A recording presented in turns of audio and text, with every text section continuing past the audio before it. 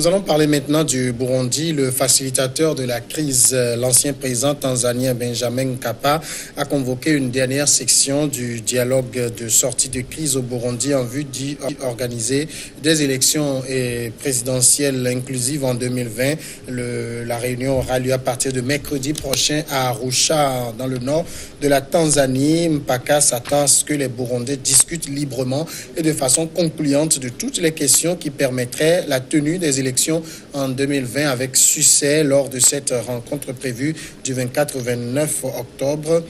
C'est l'annonce faite dans un tweet par le secrétaire particulier du facilitateur. Justin Line, voilà aussi un pays où le dialogue devient un spectacle, ça dure et ça n'aboutit jamais. Un véritable spectacle, comme vous venez de le dire. Parce que quand vous parlez de Arusha, dans ce pays, on a connu l'accord d'Arusha qui a déterminé, qui a fixé les limites. Mais par après, Nkurunziza, c'est ça, non? Oui, c'est le nom. Ouais, c'est le pasteur qui fait tout, et qui est le tout-puissant, le chef rebelle, chef de l'État aujourd'hui, qui impose sa suprématie. Maintenant, dialogue par rapport à quoi encore? Parce que c'est une question de volonté. Ce qui a été défini dans l'accord d'Arusha et à comparer avec les autres accords qui a été signé entre les gouvernants et les acteurs de l'opposition. Où en sommes-nous aujourd'hui? Par après, Nkurunziza s'est permis donc, de chasser donc, bon nombre d'opposants en exil. Maintenant, on parle d'une autre discussion sur une autre terre étrangère. Ça va donner quoi? C'est l'interrogation. Quelle est aujourd'hui la volonté de Nkurunziza dans ce qui se passe dans ce pays de Burundi, qui a connu aussi des moments difficiles, tout comme le Rwanda. Mais ses frères rwandais, à un moment donné, ont compris que maintenant, il faut tourner la page et aller dans le sens de la démocratie. Même si ce qui se passe là ne respecte pas totalement les normes en matière de gouvernance ou en matière de démocratie. Et le cas Nkurunziza, je pense que c'est un cas sur lequel on doit quand même revenir, peut-être dans les jours à venir, pour voir s'il y a lieu de faire ces discussions-là. Basile, c'est Pierre Nkurunziza qui est finalement l'obstacle, ou c'est aussi son opposition, notamment celle qui est en exil, qui est un peu trop exigeante? Non, mais est-ce qu'il faut dire que l'opposition en exil est trop exigeante? Je ne crois pas. Parce que la situation, même dans le pays, n'offre pas des pistes pour qu'on trouve une solution à cette crise qui ne fait que perdurer et qui crée des morts chaque jour que Dieu fait. 1200 morts, 400 000 et quelques qui sont en exil. Donc je crois que la question, c'est Nkurunziza, le centre même du problème. Mais il a déjà annoncé son intention de ne pas se représenter. Mais qu'est-ce qui se passe encore dans le pays autour de lui? Voilà. C'est à ça qu'il faut quand même que les gens essaient de réfléchir. Bon, moi, cet accord dont on est en train de parler, que Mpaka est en train de lutter pour ça, je n'y crois pas. Je n'y crois pas. Sincèrement. C'est désolant. Mais ça fait le cinquième et dernier round de discussion, dit-on, est-ce que ça va véritablement être le dernier round qui permet d'aboutir à un accord? Si nous prenons le pays, le Burundi, c'est composé d'Hutus et de Tutsis qui se font d'éternelles guerres. Et la guerre qui a commencé en 1993 a connu une fin avec l'accord d'Arusha, avec la facilitation de Nelson Mandela, et l'accord d'Arusha a eu lieu le 28 août 2000 à Arusha, comme je viens de le dire. Au cours de cet accord, il est dit que le pays sera gouverné par les deux ethnies, 50% au niveau du gouvernement et de l'administration. Mais comme dans tout pays, il faut nécessairement une opposition. L'opposition regroupée dans le groupe de Sinared s'oppose à M. Nkurunziza qui a pris le pouvoir en 2005. Et partant de cet accord, il sait que, comme c'est le septennat là-bas, il sait que il va vers la fin. C'est maintenant qu'il a changé en septembre. Et avant, son troisième mandat, c'est ça qui finit en 2020. Avant, c'était un quinquennat. Et le 18 mai, ou bien le 17 mai 2018, il a fait un référendum pour tout changer, pour enterrer définitivement l'accord d'Arusha du 28 août 2000. Et c'est là où le problème se pose. Au cours de ce référendum ou bien de l'élection qu'on a faite la dernière fois, il a autorisé 26 partis et des indépendants proches de chez lui, de sa mouvance. Et le pire aujourd'hui, c'est que le Sinared, qui est le parti d'opposition, est en exil. Il a arrêté les uns, les autres sont en exil, d'autres sont en prison, et il gouverne avec un bras de fer. Et au cours de ce référendum, il a dit qu'il sera au pouvoir jusqu'en 2034. Et quelques mois après, il a fait une annonce pour dire qu'il ne va plus se représenter. Alors ce monsieur, tel qu'on le connaît, il fait du ping-pong. Bon, il a quand même dit qu'un homme peut se retourner dans son lit, mais ne revient pas sur sa parole. Peut-être qu'il faut lui accorder le bénéfice du doute. Pour ce professeur d'éducation physique, je ne peux jamais lui accorder de doute. Parce que ça lui plaît, la place qu'il occupe là-bas. C'est un président de la République, je lui dois respect et admiration, mais sa manière de faire est contraire aux principes démocratiques. Et si aujourd'hui on parle d'un nouvel accord en vue, moi je ne vois pas la nécessité de cet accord. Parce que il est dans une cellule où ses porte-paroles et autres là sont des faucons.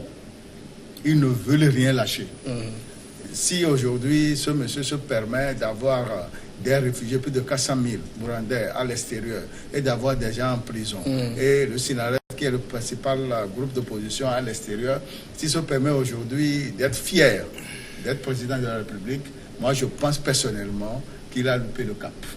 Alors, est-ce que on peut dire qu'au niveau de la région, il n'y a personne pour faire pression sur Nkurunziza aujourd'hui pour qu'il lâche du lest sur un certain nombre de choses? Non, dans cette zone de l'Afrique, c'est la pratique. Hein. C'est la pratique. C'est la monnaie courante. On dure au pouvoir. Voilà. Donc, vous prenez des chefs d'État comme Denis Sassou Nguesso, qui est parti, qui est revenu par la voie des armes. Par la voie des armes, avec des histoires de Cobra et Ninja, avec le président Lissouba qu'il a réussi à chasser par après. Et après arrêter les opposants. Vous prenez un pays comme le Cameroun, avec le dinosaure qui est là, qui s'est fait réélire. 71%. Biya n'est pas un dinosaure, mais un président. Avec tout ce qu'on connaît. Et en dehors de chez lui, il y a Paul Kagame de l'autre côté au niveau du Rwanda. 20 ans au pouvoir, 20 ou 22 ans. Chef de guerre, après avoir signé les accords, il a passé par tous les moyens maintenant à être président. Il s'impose, il impose sa suprématie, il change les textes de la Constitution comme bon le semble. Yoweri Museveni qui n'est pas loin de là. Voilà, qui n'est pas loin. Vous voyez, donc c'est l'habitude de la région. La région. Et moi je me dis, c'est parce que en 2015, après sa réélection entre guillemets, un officier, je crois si j'ai bonne mémoire, a pris les armes, a tenté même de le renverser. Geoffroy Nyambari. Donc ça n'a pas marché. Et par après, les gens ont pensé aller chercher des armes. Mais ils se sont rendus compte qu'en réalité, ce chemin n'était pas le bon. Parce que le président déjà qui est le président de la République a ses milices. Maintenant, qui passe de maison en maison, qui tapasse les gens, les images ont fait le tour du monde, aux grandes dames. Et il est là, il ne dit rien. Et il est soutenu également par Winame Karik, ça il faut le dire. Puisqu'il fait partie de ceux-là qui ont soutenu la rébellion. Là on joue quand même beaucoup sur la fibre ethnique là-bas. Effectivement. Les deux, le tout et les Tutsis. Les Tutsis, mais ça me rappelle également en 93 ou 94 les conditions dans lesquelles Mekiom Dadaï a été assassiné. Donc c'est autant d'éléments aujourd'hui qui pèsent dans la balance. Maintenant, parler d'accord dans ce pays de Burundi où Nkurunziza s'impose en maître absolu, impose sa suprématie, et qui n'a rien à voir avec la démocratie, les règles de gouvernance. Et moi je doute, je continue pas de douter. Est-ce que ça veut dire, Basile, que forcément c'est les armes qui vont déloger Nkurunziza? Parce qu'on a essayé aussi les armes, mais on a parlé du coup d'État, la tentative de coup d'État de Geoffroy Nyambari. Oui. Rappelez-vous un peu, à côté de Nkurunziza, le Rwanda, si on parle d'armes, est-ce que c'est les armes qui vont régler ce problème? Ce que nous avons suivi un peu au Rwanda, où le massacre en 94. Moi, je me pose toujours la question de savoir, est-ce que quelque part, dans le précaré des colonisateurs, il n'y a pas une force sur laquelle Nkurunziza compte pour continuer et pas faire ce qu'il est en train de faire? Je crois qu'il faut regarder vers là-bas. Parce que ce monsieur, il sait qu'il a la capacité de continuer par régner en main de maître sur ses concitoyens. Des propositions, je quitte le pouvoir, je ne veux plus, c'est des histoires, tout le monde monde le sait parce que on en a connu. Ouais, dans d'autres pays, on en a connu. Les paroles de militaires, on en connaît. Bien. Donc, je crois que ce monsieur, c'est parce qu'il y a des puissances quelque part qui le soutiennent. Un mégalomane, quelqu'un qui a organisé un match de football où il faut pas toucher le président, il faut le laisser marquer un but.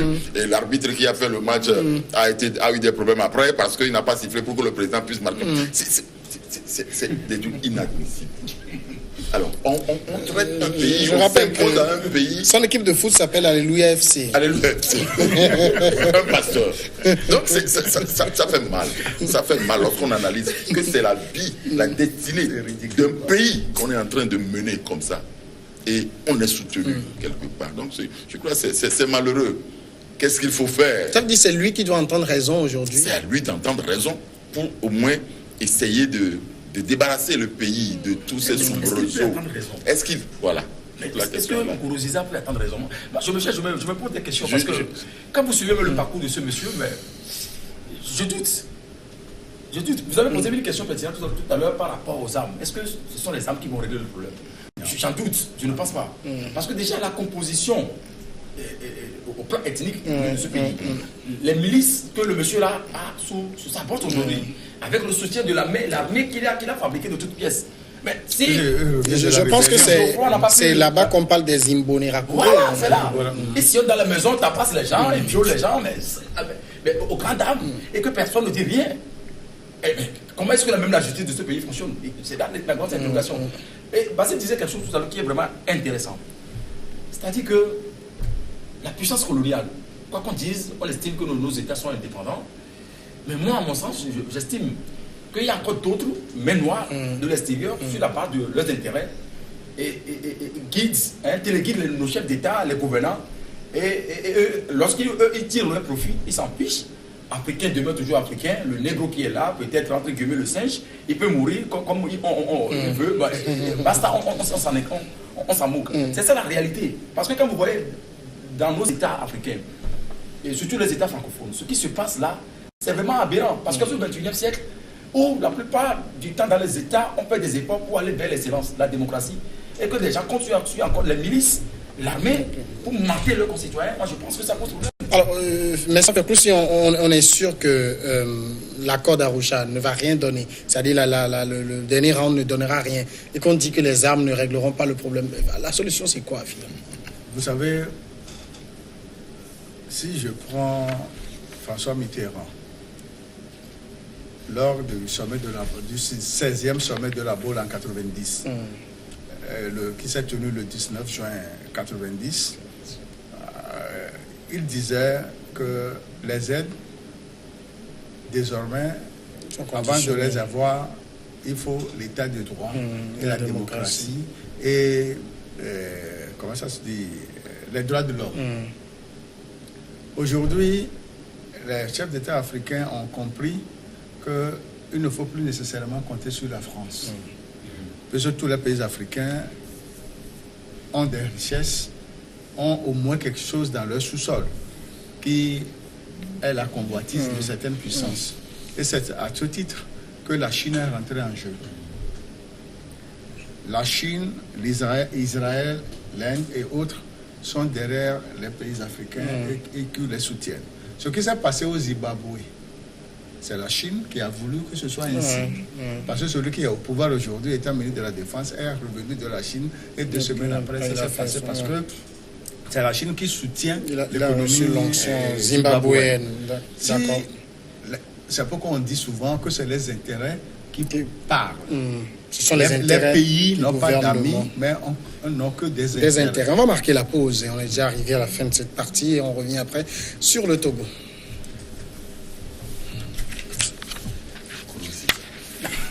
Nkurunziza